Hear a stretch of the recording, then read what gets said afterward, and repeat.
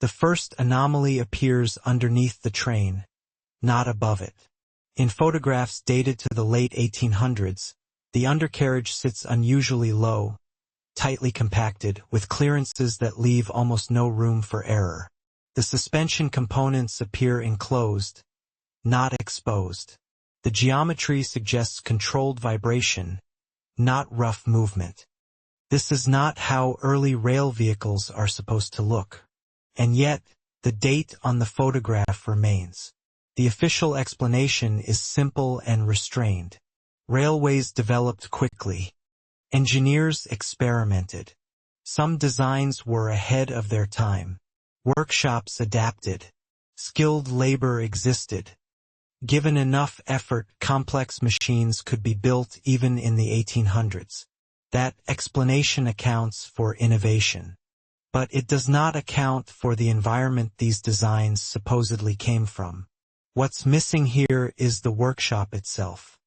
Train manufacturing in the 1800s relied on open floors, overhead cranes, and hand-operated tools.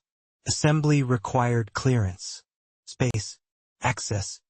Yet the vehicles in these images appear designed to be assembled in controlled conditions, with precise tolerances and repeatable alignment.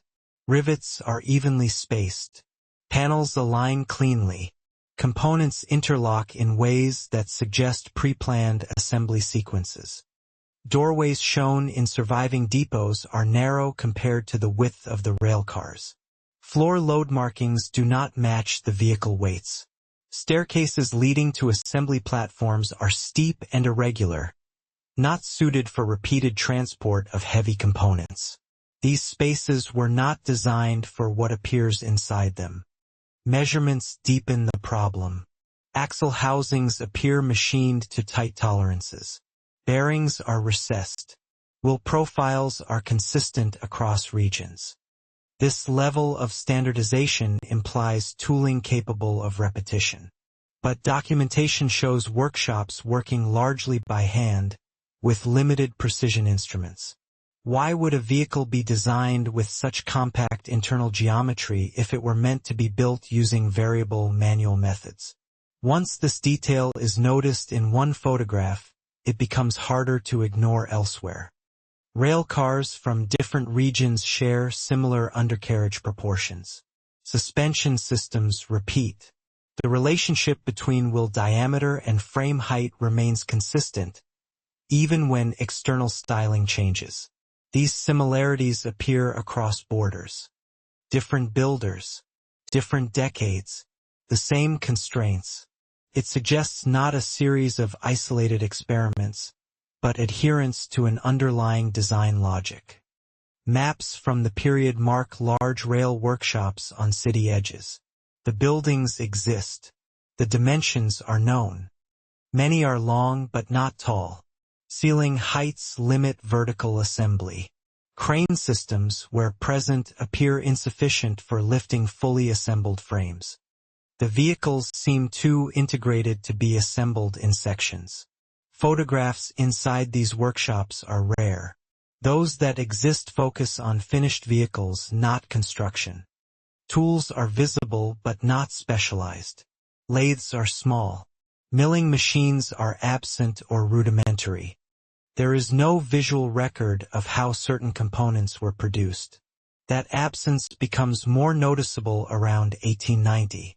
Before that, records are sparse but continuous. After that, they become selective. Drawings show external views, not internals. Blueprints omit dimensions that would clarify manufacturing steps. Notes reference standard components without defining them. Around 1905, the language changes. Reports begin referring to legacy stock and existing assemblies. The phrasing suggests inheritance rather than fabrication. But no transition is described. Then, around the early 1920s, something shifts again. Older rail cars are quietly withdrawn. Some are dismantled. Others vanish from inventories without explanation. Workshops that once produced rolling stock are repurposed or closed. The documentation does not describe a failure. It simply stops. What kind of event causes production knowledge to disappear without being replaced? There are no reports of accidents related to these designs. No widespread defects. No public concern. The vehicles simply leave service. Their replacements are simpler, heavier, less compact. Clearances increase. Designs become more forgiving. If progress is linear, this reversal is difficult to explain. Archives hold photographs of dismantling yards. Frames are cut apart. Components are separated. The process looks careful, selective. Certain parts are removed intact. Others are scrapped. No notes explain why. In some cases, the dismantled vehicles are stored rather than destroyed, covered, cataloged, then lost to time. Inventory numbers appear once, then never again. Workers' accounts exist, but they are indirect. Mentions of difficult maintenance, unusual alignment, sensitive balance. These phrases are vague. They do not describe failure. They describe something hard to replicate. If the designs were simply advanced, why not improve them further?